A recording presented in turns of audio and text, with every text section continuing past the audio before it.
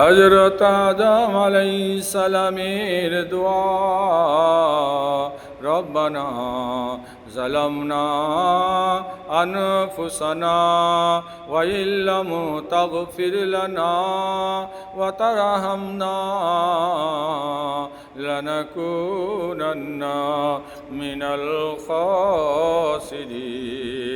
হে আমাদের রব, প্রভু, পালন কর্তা আল্লাহ, আমরা আমাদের নফসের উপর, আত্মার উপর জুলুম করেছি।